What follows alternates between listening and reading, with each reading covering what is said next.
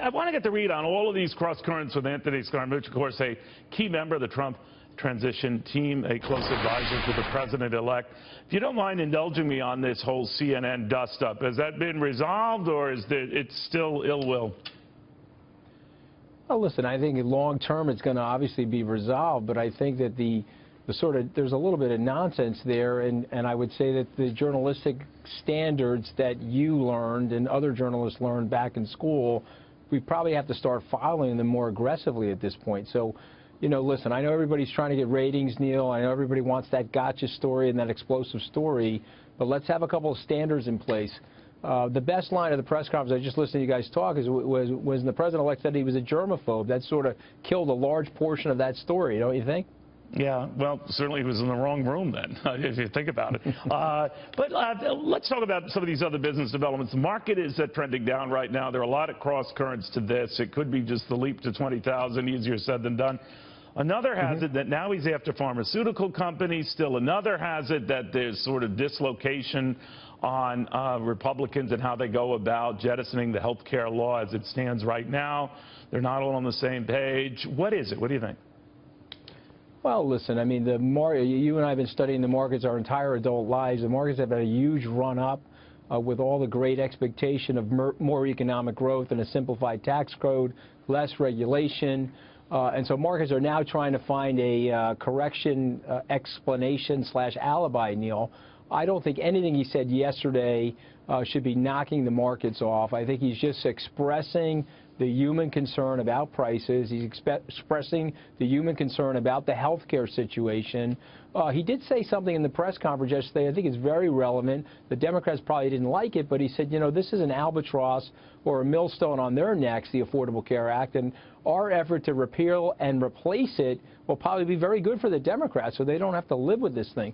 Not to use a President-elect Trump word, Neil, but the thing is a disaster. I have family members that are on this Affordable Care Act, and the health care coverage is not good, and the prices are ridiculous. So there's a lot to unpack there, Neil. Wait.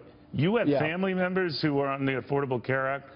You're worth gazillions. Can't you help them out, or what? Well, you know, I mean, you know, the truth of the matter is I've tried to do that, but you're in an Italian family. You know, there's a lot of pride in an Italian family. It would be my honor to do that, and hopefully if they're listening, they can come to me and I'll pay their insurance premiums. But my point is, when I've looked at what they have, I said, okay, this is nonsensical. But then what is it, Anthony? Reform the regulation, make it cheaper. Mr. Trump has given mixed signals on this, and maybe you can clarify them. At first he said, go ahead, repeal it, and we'll later replace it. Then he apparently had a conversation with Rand Paul. He was on this very show saying you got to repeal, replace at the same time to avoid the headaches, the embarrassment, the problems, the dislocations for the 20 million who have coverage. And then he seemed to be on board with that and then dialed that back yesterday by saying, well, repeal, but very quickly replace. Where do we stand on this? Because I was listening to Paul Ryan in my office, and I didn't understand what he was saying. Yeah, well, that's sort of the micro slicing of what we do in the journalist community now and on cable news. So they're discussing it. But they don't know. They're not on the same page, are they? Well, they sort of know, and I think the president sort of indicated he'd like to repeal and replace it immediately. Yeah. I think what we're learning about the legislative process is that it's not like a business decision. You know, if you're sitting here at Trump Tower and we're going to do a business deal, we can put it together very quickly. Unfortunately, in Washington, there's a lot of sludge in the pipes of process and execution. And so we certainly want to do it exactly the way the president-elect is saying it. We're going to meet some practical realities in the process of executing the strategy. But here's something I'm very confident, Neil, because I get the opportunity to sit in these meetings. The Affordable Care Act we're going to do away with.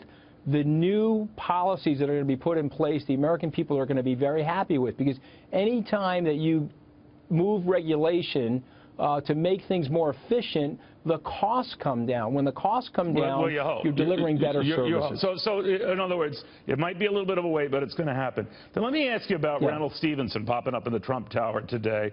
Sounds to me like he's doing everything again to rescue that deal with Time Warner. And that looked for a while to be a slam dunk. I'm not so sure now. What do you think? Well, I didn't sit in on that meeting, so I'm not really sure what happened there, but I do remember from my antitrust days in law school, that the #1 criteria in the Sherman Antitrust Act is what is it deliverable to the consumer, and do companies get so big where they're now controlling? Do you personally like it? Do I personally like it?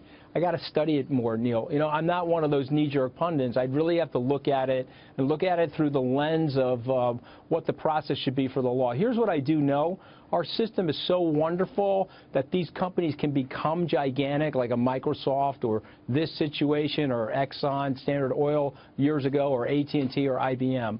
Those are wonderful, wonderful things, but what we have to do from the governmental side to continue to make the economy efficient and to help the most people, sometimes you have to impose these antitrust laws. But I'm wondering, they're not anti-business, Neil. They're antitrust. All right, but I'm wondering if it weren't CNN involved, and you guys seem to be, you know, less than robust fans of CNN, that this thing would not get so much scrutiny. But because it's CNN, and Donald Trump seems to hate CNN, it's full bore. Well, I'm willing to put my credibility on the line on that one, though. I do not think any of that is happening.